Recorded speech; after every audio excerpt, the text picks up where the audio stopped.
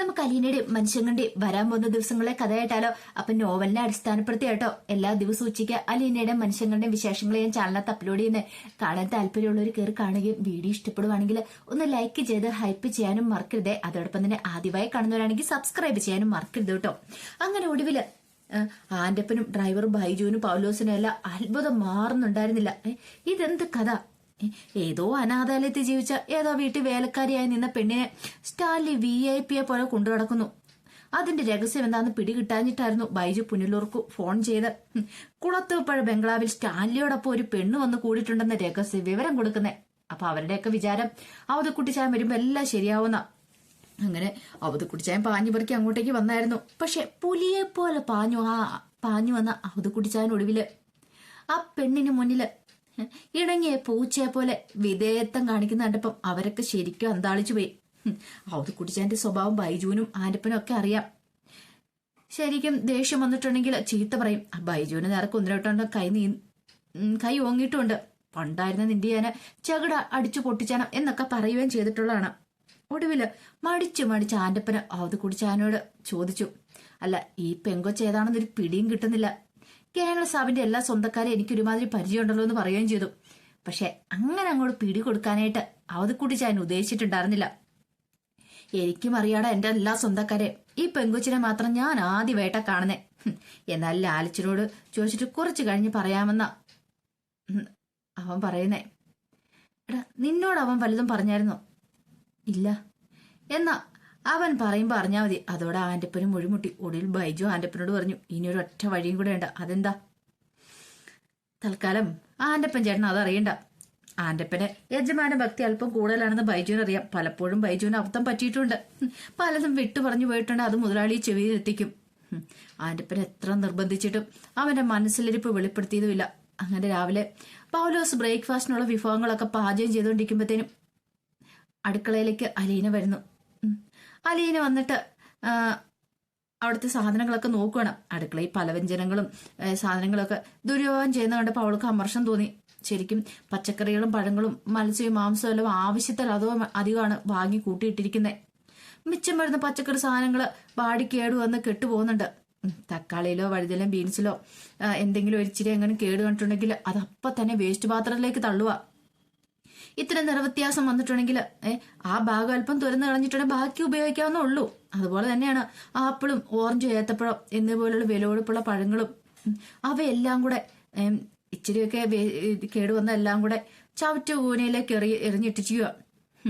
ഓഹോ, അപ്പൊ ഇത് ഇവിടെ ശരിക്കും പറഞ്ഞിട്ടുണ്ടെങ്കിൽ നല്ല ദൂരത്ത് തന്നെ നടക്കുന്നേ. എത്ര രൂപ വെറുതെ വേസ്റ്റായി കളഞ്ഞോണ്ടിരിക്കുന്നേ. എത്ര പച്ചക്കറികളും സാധനങ്ങളുമാ. 3-4 ദിവസമായി അലീന ഇങ്ങനെ പലതും കാണുന്നുണ്ടായിരുന്നു. 400-500 രൂപ കൊടുത്ത് വാങ്ങുന്ന മീനുകളെ പൗലോസ് കൈകാര്യം ചെയ്യുന്ന രീതി പോലും അലീനയെ രോഷം കൊള്ളിക്കുന്നുണ്ടായിരുന്നു. ഒരു മരത്തടിയിലേക്ക് വലിയ മീനൊക്കെ എടുത്തു വെച്ച് വലിയ വെട്ടുകത്തിയോണ്ട് പൗലോസിന്റെ മനോധർമ്മം ഒഴിച്ച് ഓരോ വെട്ട് കൊടുക്കും. പിന്നെ കുറച്ചൊക്കെ താഴെ പോകും. ആ താഴെ പോകുന്ന ഭാഗം എല്ലാം കൂടെ എടുത്ത് വേസ്റ്റ് പാത്രത്തിലേക്ക് ഇടും. അതുപോലെ തന്നെയായിരുന്നു ചിക്കനൊക്കെ പീസാവുന്ന സമയത്തും. പിന്നെ അതുപോലെ തന്നെ പാചകം ചെയ്തിട്ട് മിച്ചം വരുന്ന ഭക്ഷണ സാധനങ്ങള് കമ്പോസ്റ്റ് കുഴിയിലേക്ക് കൊണ്ട് തള്ളും. അപ്പൊ അലീന ഒരു ദിവസം ചോദിക്കുകയും ചെയ്തു, ഇതെന്തിനാ ഇങ്ങനെ ഇത്ര നശിപ്പിച്ച് കളയുന്നേ? എടുത്ത് ഫ്രിഡ്ജ് വെച്ചൂടെ? പിന്നെ എന്നിട്ട് ആര് കഴിക്കാനാ? മുതലാളിക്ക് ഫ്രിഡ്ജ് വെച്ചൊന്നും ഇഷ്ടമില്ല. ഇവിടുത്തെ നായക്കൾക്ക് കൊടുത്തൂടെ? അതെ, അവറ്റകൾക്കുള്ള ഐറ്റം വേറെയാ. അല്ല ഇവിടെയുള്ള ജോലിക്കാർക്ക് കഴിക്കാലോ. അതൊക്കെ പിന്നെ ചൂടാക്കി എടുക്കണം. മെനക്കേടാ വെച്ചേ. അല്ലാതെ തന്നെ ആവശ്യത്തിന് മിച്ചം പണിയുണ്ട്. മുതലാളിക്ക് 3-4 ജോലിക്കാർക്കും വെച്ചോളുമ്പോഴാണ് വലിയ ജോലി. തൂക്കാനും തുടയ്ക്കാനും പട്ടികളെ നോക്കാനും ഒക്കെ വേറെ ആൾക്കാരുണ്ടല്ലോ. അത് കേട്ടതും പൗലോസ് തല തിരിച്ച് അലീനയെ നോക്കി. എന്തിനാ കൊച്ചേ വേണ്ടാത്ത കാര്യങ്ങളിലൊക്കെ തലയിടുന്നേ? ഇവിടെ ഇതൊക്കെ വർഷങ്ങളായിട്ട് ഇങ്ങനെ തന്നെയാ. മുതലാളിക്ക് പരാതി ഉണ്ടോ നോക്കിയാ പോരെ. ഞാൻ ആ പറഞ്ഞ രീതിയൊന്നും അലീനയ്ക്ക് ഒട്ടും അങ്ങോട്ട് ഇഷ്ടപ്പെടുന്നുണ്ടായിരുന്നില്ല. അത് പോരല്ലോ ഏട്ടാ. ഭക്ഷണം കിട്ടാതെ ലോകത്ത് എത്രയോ കുഞ്ഞുങ്ങൾ വിശന്നിരിക്കുന്നു. എത്ര അനാഥാലയങ്ങളും വൃദ്ധരും കുഞ്ഞുങ്ങളും വേണ്ടത്ര ആഹാരം കിട്ടാതെ വിഷമിക്കുന്നു.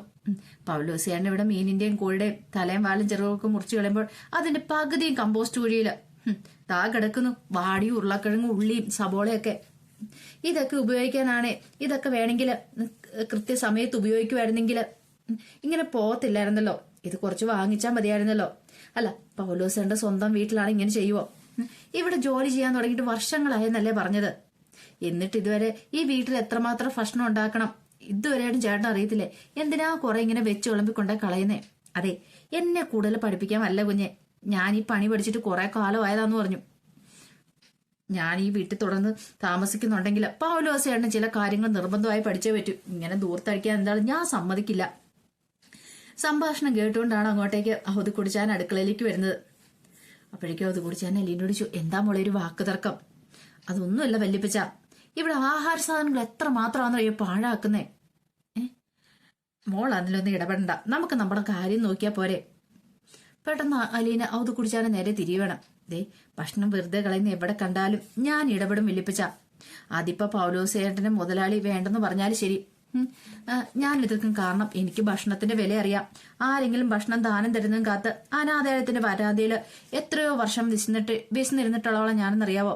അന്നം ദൈവമാണെന്ന ബ്രജിത്താമ്മ ഞങ്ങളെ പഠിപ്പിച്ചേ. ശാന്തമാണെങ്കിലും ദൃഢമായിരുന്നു അലീനയുടെ വാക്കുകളൊക്കെ. അത് കുട്ടിച്ചാൻ ഒരു നിമിഷം ഒന്നും വല്ലാതായിപ്പോയി. അനാഥാലയത്തെ കുറിച്ചുള്ള പരാമർശം അയാളുടെ നെഞ്ചിലേക്ക് ഒരു മുളുമണിയായിട്ട് കൊണ്ടിറങ്ങി. പൗലോസേ, ഇനി നീ മുതൽ ഇതൊക്കെ ഒന്ന് ശ്രദ്ധിച്ചു വെക്കണം കേട്ടോ. കുറച്ചകത്ത് നോക്കിയും കണ്ടും ചെയ്യണം കേട്ടോടാ. പൗലോസ് ആണെങ്കിലോ അത് കേൾക്കാത്ത മട്ടി നിൽക്കുകയാണ്. മോളിങ് വന്നേ, ഞാൻ വേറൊരു കാര്യം നിന്നോട് പറയാനിരിക്കുമായിരുന്നു എന്നും പറഞ്ഞുകൊണ്ട് അവത് കുടിച്ചാൻ അവളുടെ തോളത്ത് പിടിച്ച് അടുക്കളയിൽ നിന്ന് നായത്തിൽ അങ്ങോട്ട് കൂട്ടിക്കൊണ്ട് പോവാണ്. അല്ല, മോൾ എന്തിനാ ഇടയ്ക്കിടയ്ക്ക് ഇങ്ങനെ ഈ അനാഥാലയത്തിന്റെ കാര്യം പറയണേ? ബംഗ്ലാവിന്റെ ആ മുന്നിൽ നീണ്ട വരാന്തയിലേക്ക് കൊണ്ടുപോയിട്ടാണ് അവത് കുടിച്ചാന്റെ ആ ചോദ്യം. ഇന്നലെ ഇതേപോലെ തന്നെ ഏതാണ്ട് പറഞ്ഞു, നമ്മൾ അനാഥാലയത്തിന്റെ ജീവിച്ചെന്നൊക്കെ എന്തിനാ മറ്റുള്ളവർ കേൾക്കുന്നേ? നമ്മക്കല്ലേ അതിന്റെ മോശം. അനാഥാലയത്തിന്റെ കാര്യമൊക്കെ മറന്നു കളയേണ്ടതല്ലേ? അലീന മുഖം ഒന്ന് തിരിച്ചു അവത് കുടിച്ചാനെ നോക്കി. അനാഥാലയങ്ങളുടെ കാര്യം മറന്നാ പിന്നെ ഞാനില്ല വല്യപ്പച്ച. കുഞ്ഞായിരുന്നപ്പം മുതലേ 23 വർഷം ഞാൻ ജീവിച്ച വീടാത്. അതും എന്റെ സ്വന്തം തറവാട്. അതിന്റെ മുറ്റത്താ ഞാൻ പിച്ചുവെച്ചേ. അച്ഛനെയും അമ്മയും കൂടപ്പുറപ്പിനെ വല്യപ്പന്മാരെയും വെല്ലുമ്മച്ചിമാരെയും എല്ലാം എനിക്ക് ആദ്യം തന്ന അനാഥാലയമാ. അത് മറന്നിട്ടൊരു ജീവിതം എനിക്ക് വേണ്ട. അഗതി മന്ദിരത്തിൽ ജീവിച്ചവളാണെന്ന് ഞാൻ ഇവിടെയും പറയും. അതിലെനിക്കൊരു കുറച്ചിലൊന്നും ഇല്ല. അവധി കുടിച്ചാന് അല്പ ക്ഷീണമെന്ന് തോന്നി, എന്നാലും ഒരഭിമാനം തോന്നി. കാരണം തന്റെ കൊച്ചുമകള് ഒരു കില്ലാടി തന്നെ. അവൾക്ക് ഉറച്ച നിലപാടുണ്ട്, നല്ല സ്വന്തമായ കാഴ്ചപ്പാടുകളുണ്ട്. അല്ല മോളെ, പെട്ടെന്ന് വീണെടുത്ത് കിടന്ന് ഉരുളുക അവധി കുടിച്ചാൻ. ഞാൻ പറഞ്ഞ വേറൊന്നും കൊണ്ടല്ല, നമ്മുടെ വീട്ടിലെ ജോലിക്കാരടക്കം മുന്നിൽ വെച്ച് നമ്മളിങ്ങനെ പറഞ്ഞാല് അവർ നമ്മളെ കുറച്ചല്ലേ കാണുള്ളൂ. നമ്മളെ തരം താഴ്ത്തി കേട്ടാൽ നമ്മൾ തന്നെ അവസരം കൊടുക്കണോ? അലീനെ അതിനെ തർക്കിക്കാനൊന്നും വരുമ്പിട്ടില്ല, വെറുതെ മാനുവായി നിന്നു. ഈ സമയത്ത് അടുക്കളയിൽ വലിയൊരു സംസാരം നടക്കുമായിരുന്നു. പൗലോസും പട്ടികളെ പരിപാലിക്കുന്ന രാജപ്പനും ബൈജുവും അടുക്കളയിൽ ഒത്തുകൂടിയിരുന്നു. ഞാൻ ഉണ്ടല്ലോ, ഈ പരിപാടി തുടങ്ങിയിട്ട് കൊല്ലം 28 ആ എന്നെയാ പഠിപ്പിക്കാൻ വന്നിരിക്കുന്ന ഞാഞ്ഞൂല് പോയൊരു പെണ്ണ്. പൗലോസിന് അങ്ങോട്ട് അമർഷം തീരാതെ പൗലോസ് പറഞ്ഞുകൊണ്ടിരിക്കുക. നല്ല 2 പറഞ്ഞു കൊടുക്കാൻ മേലായിരുന്നു പൗലോസേട്ടൻ ബൈജു വെച്ചു. ഞാൻ പറഞ്ഞു, പലതും പറയാനുണ്ടെങ്കിൽ മുതലാളിയോട് എന്ന് പറയാം, എന്നെ ഭരിക്കാനൊന്നും വരണ്ടാന്ന്. അവസാനം നമുക്ക് ഭാര്യയാവുമോ പൗലോസേട്ടാ? രാജപ്പൻ ചോദിച്ചു. മിക്കവാറും ബൈജു പറഞ്ഞു. നമ്മൾ തിരിച്ചങ്ങോട്ടൊരു പാര വെച്ച് കൊടുത്താലോ? അപ്പോഴേക്കും മുതലാളിയുടെ ആരാന്ന് അറിയാതെ എങ്ങനെ പാര വെച്ച് കൊടുക്കുന്നേ എന്ന് രാജപ്പൻ ചോദിച്ചു. എങ്ങാനും ഇനിയിപ്പം തിരിച്ച് നമുക്ക് പാര വന്നാലോ? ഞാൻ ആദ്യം വിചാരിച്ച മുതലാളി നേരം പോക്കിന് എങ്ങാടുന്നൊരു ചിറകി പൈസ ഒപ്പിച്ചെന്ന. ബൈജു ഇത് പറഞ്ഞു കഴിഞ്ഞപ്പോഴത്തേനും രാജമ്മ വെളിപ്പെടുത്തി, അത് അങ്ങനത്തെ ഒരു കേസൊന്നും അല്ലടാ. ഞാൻ കഴിഞ്ഞ രാത്രിയിലൊക്കെ ജനലിൽ ഒളിഞ്ഞു നോക്കിയതാ. അപ്പോൾ ഒറ്റയ്ക്ക് ഉറക്കം. മുതലാളി മുറിയിൽ തന്നെ ഉണ്ടായിരുന്നു. അല്ല, പോക്ക് കേസാണെങ്കിൽ മുതലാളിയുടെ അപ്പച്ചൻ വന്നപ്പോൾ ഇവിടുന്ന് ഓടിക്കുമായിരുന്നല്ലോ. ഇത് വേറെന്തോ കേസാ. മുതലാളിയുടെ അപ്പച്ചനാണെങ്കിൽ മോളെ എന്നാ വിളിക്കുന്നേ. പൗലോസേട്ടൻ എന്താണല്ലേ ഈ കേസ് വെറുതെ വിടല്ലേ? നമ്മൾ ആദ്യമേ ഒരു പരാതി കൊടുത്തിട്ടേക്കും നല്ലതാ എന്ന് ബൈജു പറയുകയും ചെയ്തു. അത് ശരിയാണെന്ന് രാജപ്പഴും പിന്താങ്ങി.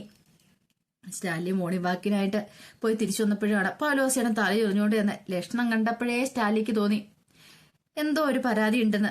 എന്താടാ പൗലോസേ? അതെ, എനിക്കൊരു കാര്യം പറയാനുണ്ട് കേണൽ സാബേ. പറഞ്ഞു. അല്ല, ഞാൻ എത്ര വർഷമായിട്ട് ഇവിടുത്തെ കുക്ക. ആരും ഇന്നേ വരെ എന്റെ മുഖത്ത് നോക്കി മോശമായിട്ടൊന്നും പറഞ്ഞിട്ടില്ല. മുതലാളി പോലും ഒരു കുറ്റം പറഞ്ഞു കേട്ടിട്ടില്ല. നീ കാര്യം പറ. ആ പെങ്കൊച്ച് എന്നെ ഒന്ന് ഭരിക്കാൻ വന്നു. ഞാൻ ഇവിടെ ജോലിക്ക് നിൽക്കുന്നത് ഇഷ്ടമില്ലെങ്കിൽ മുതലാളി ഒരു ഒറ്റ വാക്ക് അങ്ങോട്ട് പറഞ്ഞാൽ മതി, ഞാൻ പോയിക്കോളാം. അലീനയുടെ കാര്യമാണെന്ന് നീ പറയണേ. അതെ, കേൾക്കട്ടെ. അവൾ എങ്ങനെയാണ് നിന്നെ ഭരിക്കാമെന്ന് അത് പിന്നെ മുതലാളിക്ക് അറിയാലോ.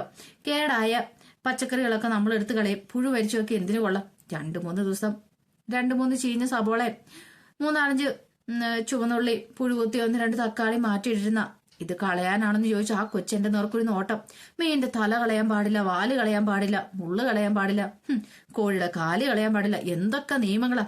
ആ കൊച്ച അനാഥാലയത്തിലോ മറ്റോ ജീവിച്ച കാലത്ത് അവിടെ ഇതൊന്നും കളയാറില്ല അത്രേ. അങ്ങനെയാണെങ്കിൽ ഇവിടെ അത് പറ്റുമോ? അതുപോലെ തന്നെ ഇവിടെ നടക്കണം നിർബന്ധമുണ്ടോ? സ്റ്റാലിക്ക് ഇപ്പോൾ അല്പം നാണക്കേടൊക്കെ തോന്നി. അതുപോലെ തന്നെ ആഹാരം വലുതും മിച്ചം വെച്ചിട്ടുണ്ടെങ്കിൽ ഇവിടുത്തെ ജോലിക്കാർ തിന്നു തീർക്കണമെന്ന് ഞാൻ ആദ്യം കേൾക്കും ഇങ്ങനെയൊക്കെ. അത് മാത്രമല്ല കുറച്ചൊക്കെ ഒന്ന് പിടിച്ച് ചെലവായിക്കൊള്ളാൻ പറഞ്ഞു. കുറഞ്ഞ വിലയുടെ സാധനങ്ങൾ കുറേശ്ശെ വാങ്ങിച്ചാൽ മതിയെന്ന്. അല്ല, എനിക്ക് വല്ല പിശുക്കന്റെ വീട്ടിൽ പോയി നിന്നാ പോരെ? മുതലാളി കുക്കായിട്ട് നിൽക്കേണ്ട കാര്യമുണ്ടോ? മുതലാളി ഒന്നെങ്കിൽ എന്നെ പിരിച്ചു വിട്ടേക്കണം, അല്ലെങ്കിൽ ആ കൊച്ചിനോട് എന്നെ കയ്യെ കയറി പിടിക്കരുതെന്ന് പറഞ്ഞേക്കണം. എടാ നീ പൊയ്ക്കോ, ഞാൻ വേണ്ട എന്നാ ചെയ്തോളാന്ന് പറഞ്ഞുകൊണ്ട് സ്റ്റാലി അങ്ങോട്ടേക്ക് പോയി. രാവിലെ ബ്രേക്ക്ഫാസ്റ്റ് കഴിക്കാതിരുന്നപ്പോൾ സ്റ്റാലി അലീനോട് ചോദിച്ചു, അലീന ഇന്ന് അടുക്കള കയറി പൗലോസിന് വഴക്കുണ്ടാക്കിയോ? വഴക്കൊന്നും ഉണ്ടായില്ല. ആഹാര സാധനങ്ങൾ ഇവിടുത്തെ നഷ്ടപ്പെടുത്തരുതെന്ന് മാത്രം പറഞ്ഞു. നീ എന്തിനാ ഇവിടുത്തെ ജോലിക്കാരുമായിട്ട് തർക്കത്തിനും കുസ്തിക്കും ഒക്കെ പോന്നേ? നാണക്കേട്, നമുക്കൊരു അന്തസ്സില്ലേ? അവരെന്ത് വേണമെങ്കിൽ ചെയ്തോട്ടെ, നീ ആ ഭാഗത്തേക്ക് നോക്കാനേ പോണ്ട. അതെ, ഭക്ഷണം വെറുതെ പഴയ കളയെന്ന് കണ്ടാ ഞാനും. അതെല്ലാം ഞാൻ നോക്കിക്കോളാം. ഞാനും ഇവളോട് പറഞ്ഞു ലാലിച്ച, വെറുതെ അവരോട് പോയി ഓരോ വഴക്കിനൊന്നും പോണ്ടാന്ന്. ഇത് ചുമ്മാ അടുക്കളക്കാരനോടൊക്കെ. അലീനൊന്നും മിണ്ടായിരുന്നു. ആഹാരം കഴിച്ചു. സ്റ്റാലി കൂടുതലൊന്നും പറഞ്ഞതുമില്ല. പൗലോസ് ഊണുമുടയുടെ വാതിലിനപ്പുറം നിന്നെല്ലാം കേൾക്കുന്നുണ്ടായിരുന്നു. അയാൾക്ക് തൃപ്തിയായി. അവൾക്കിട്ട് രണ്ടെണ്ണം കൊടുത്തല്ലോ, അത് മതി. അലീന അന്നേ ദിവസം അടുക്കള ഭാഗത്തേക്ക് പോയതേയില്ല. എന്നാ പിറ്റേന്ന് രാവിലെ അവൾ അടുക്കളയിലെത്തി. മാർക്കറ്റിൽ പോയിരുന്ന ആരപ്പനും ബൈജുവും കൂടി അതിനകം തിരിച്ചെത്തി കഴിഞ്ഞിട്ടുണ്ടായിരുന്നു. ചിക്കനും മീനും മറ്റു സാധനങ്ങളെല്ലാം അവർ സ്ലാബിലെടുത്തു വെച്ചു. പൗലോസേട്ടാ, മീൻ വെട്ടുമ്പോ സൂക്ഷിക്കണേ. ബൈജു അലീനയുടെ നേർക്കൊന്ന് കണ്ണെറിഞ്ഞിട്ടാണെന്ന് പറയുന്നത് ഒരു കളിയാക്കിയുള്ളൊരു പറച്ചിലായിരുന്നു. അത്രയുള്ള ബൈജു, ഞാനൊരു സ്കെയിൽ എടുത്ത് വെച്ചിട്ടുണ്ട് അളന്ന് വെട്ടാൻ. തലയും വാലും പോകരുതല്ലോ. സൂപ്പ് വെച്ച് കുറെ അനാഥ കുഞ്ഞുങ്ങൾക്ക് കൊടുക്കണം. അലീന വെറുതെ അങ്ങും കൊണ്ട് നോക്കിക്കൊണ്ടൊക്കെ സ്ലാബിനരിയെ നിൽക്കുക. മീനാണ് വാങ്ങിക്കൊണ്ട് വന്നിരിക്കുന്നത്. 3-3.5 കിലോ വരുന്ന ഒരെണ്ണം. പൗലോസിന് അപ്പോൾ തന്നെ മീൻ വെട്ടണമെന്ന് തോന്നി. അതും അലീനയുടെ മുൻപ് വെച്ച് തന്നെ. സാധാരണ ബ്രേക്ക്ഫാസ്റ്റ് കഴിഞ്ഞിട്ടാണ് മീൻ കൈവെക്കുന്നത്. പക്ഷെ ചെയ്തുകൊണ്ടിരിക്കുന്ന പണി അവിടെ ഇട്ട് പൗലോസ് ഒന്ന് മീൻ വാലെ പിടിച്ച് തൂക്കിയെടുത്തുകൊണ്ട് പോയി തടി മുട്ടി വെച്ചു. അലീനയ്ക്ക് കാണാൻ ഭാഗത്തിന് ഒതുങ്ങി നിന്നിട്ട് മീനിന്റെ ഭാഗത്ത് ഒറ്റ വെട്ട്.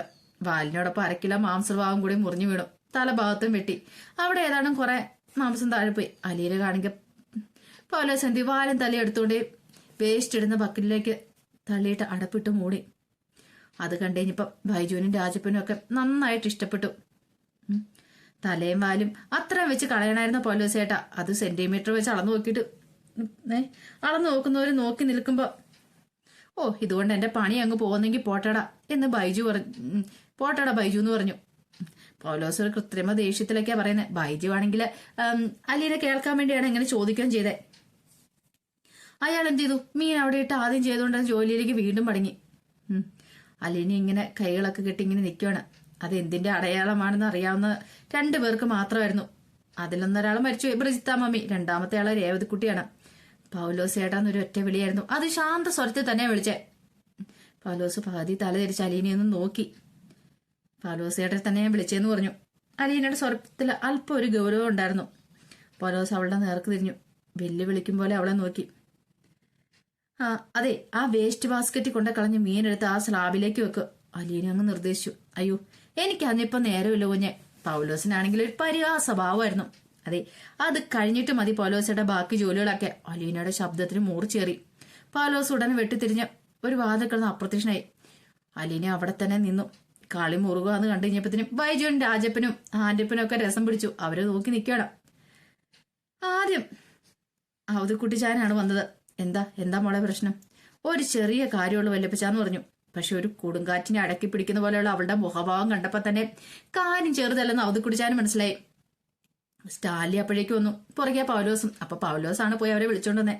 അലീന, എന്താ ഇവിടെ ഒരു വഴക്ക്? സ്റ്റാലി ഇത്ര ഗൗരവത്തിൽ തന്നെ ചോദിച്ചേ. പൗലോസ് എന്നോട് ഞാൻ എന്താ പറഞ്ഞ? സ്റ്റാലിയുടെ അലീനയുടെ വാക്കുകളൊക്കെ അപ്പത്തേനും ദേഷ്യത്തോടെയായി.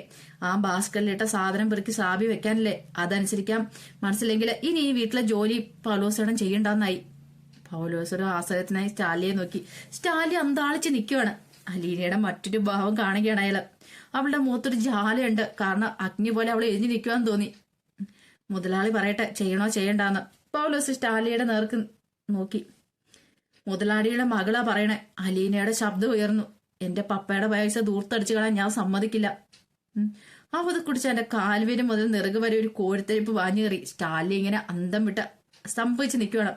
തന്നെ പപ്പയെന്ന് വിളിക്കാൻ താൻ അവൾക്ക് സമ്മതം നൽകിയിരുന്നാണ്. എങ്കിലും 2 3 തവണ മാത്രമേ അവൾ അങ്ങനെ വിളിച്ചിട്ടുള്ളൂ. അതൊന്നും പരസ്യമാക്കിയിട്ടുണ്ടായിരുന്നില്ല. എന്നാല് ഇവിടെ അവൾ തന്റെ മകളെന്ന് പരസ്യ പ്രഖ്യാപനം നടത്തി കഴിഞ്ഞിരിക്കുന്നു. പൗലോസും ആന്റപ്പനും ബൈജുവും രാജപ്പനും എല്ലാം അത് കേട്ട് അന്തം വിട്ട് നിൽക്കാണ്. പൗലോസേണ് ഒന്നെങ്കിൽ ഞാൻ പറഞ്ഞ പോലെ ചെയ്യുക, അല്ലെങ്കിൽ ഇവിടുത്തെ ജോലി മതിയാക്കൊള്ളുക. ആലീന ഒട്ടും ശങ്കയില്ലാതെ അങ്ങനെ പറഞ്ഞത്. എന്റെ പപ്പായ്ക്ക് ചോറും കറിയും വെച്ചു കൊടുക്കാൻ പഠിച്ചിട്ട് തന്നെ ഞാൻ ഇങ്ങോട്ടേക്ക് വന്നേ. എന്റെ പപ്പായ്ക്ക് മാത്രമല്ല, അതുപോലെ 10 25 പേർക്ക് കൂടി വേണമെങ്കിൽ വെച്ചു കൊടുക്കുമ്പോൾ എന്നെ കൊണ്ട് പറ്റും. അതുകൊണ്ട് നല്ലപോലെ ആലോചിച്ചിട്ട് പൗലോസേണ് തീരുമാനം എടുക്കാവും. പിരിഞ്ഞു പോയപ്പനെ ഇങ്ങോട്ടേക്ക് തിരിച്ചു വരാൻ പറ്റില്ലെന്ന് ഓർത്തണം. അലീന അങ്ങനെ നോക്കി, പതിയെ ഇങ്ങനെ തലയിരിച്ച് നോക്കി. എന്നിട്ട് എന്ത് ചെയ്തു? പിന്തിരിഞ്ഞ് വാതിൽ കടന്ന് അങ്ങോട്ടേക്ക് പോയി. സ്റ്റാലി അവിടെ നിന്നില്ല. എടാ പുള്ളി പറഞ്ഞ പോലെ ചെയ്യടാ, വായും പൊളിച്ച് നോക്കി നിൽക്കാതെന്ന് അവത് കുടിച്ച് ഞാൻ പൗലോസേണ് ആജ്ഞാപിച്ചു. പെട്ടെന്ന് പൗലോസ് തലയും കുടിച്ച് കിടന്ന വേസ്റ്റ് ബാസ്ക്കറ്റിൽ കിടന്ന മത്സ്യഭാഗങ്ങളൊക്കെ എടുത്തോണ്ട് സ്ലാവിന്റെ മേൽ വെച്ചു. അത് കൂടി ഞാൻ നോക്കിയിട്ട് പൗലോസ് എന്നെ തട്ടിക്കയറി. എടാ, തന്തയ്ക്ക് പറഞ്ഞവര് കാണിക്കുന്ന പണിയാണോ നീ കാണിച്ചു വെച്ചിരിക്കുന്നത്? ഉണ്ണുന്ന ചോറിന് നന്ദി ഉണ്ടോടെ നിനക്ക്? വെറുതെയാണോ പെണ്ണ്? പൗലോസിന് അതിന് മറുപടി ഉണ്ടായിരുന്നില്ല. അത് കുടിച്ചാൽ മറ്റുള്ളവരെ നോക്കി. ഇപ്പൊ മനസ്സിലായല്ലോ അവൾ ആരാന്ന്. അവളുടെ സ്വന്തം അപ്പനെ ലാലിച്ചൻ. ഇനിയും മനസ്സിലായില്ലെങ്കിൽ ഒന്നുകൂടെ പറയാം. എന്റെ മൂത്ത മകൻ ലാലിച്ചന്റെ മൂത്ത മകളവള് അലീന. ഓരോ ഓർമ്മ വെച്ചോണം. അത് പറയുമ്പത്തിന് അവധി കുടിച്ചാൽ ഒന്നുകൂടെ അങ്ങോട്ട് ഞെളിഞ്ഞു നിൽക്കുന്നുണ്ടായിരുന്നു. ഇതെല്ലാം കേട്ട് ഞെട്ടിത്തരിച്ച് നിൽക്കുവാണ് ബാക്കിയുള്ളവര്. അവർക്ക് മനസ്സിലായ കാര്യങ്ങൾ പന്തിയല്ല എന്നുള്ള കാര്യം, തൊട്ടാ പൊള്ളൂ എന്നുള്ള കാര്യം മനസ്സിലായി. അപ്പൊ അതിന്റെ കഥകളൊക്കെ കാണുന്നത്. എന്താണെങ്കിലും ഇതിന്റെ ബാക്കി വിശേഷങ്ങളുമായിട്ട് നാളെ വരട്ടോ. അപ്പൊ ഞാൻ ആദ്യമേ പറഞ്ഞിട്ടുണ്ടായിരുന്നു നോവലിനെ അടിസ്ഥാനപ്പെടുത്തിയ പറയണേന്ന്. നമ്മൾ കാണുന്ന പോലെയുള്ള കഥകളല്ല ഇത് കേട്ടോ. കുറച്ചൊരു വ്യത്യാസവും കാര്യങ്ങളൊക്കെ ഉണ്ട്. അപ്പൊ കാണാൻ താല്പര്യമുള്ളവര് കയറി കാണണം കേട്ടോ. കയറി കണ്ടിട്ട് നിങ്ങൾക്ക് ഇഷ്ടപ്പെടുവാണെങ്കിൽ നിങ്ങളുടെ അഭിപ്രായം എഴുതാനും മറക്കരുതേ. ഒരിക്കൽ കൂടി എല്ലാവർക്കും ശുഭദിനം നേർന്നുകൊണ്ട് നിർത്തുന്നു. നന്ദി.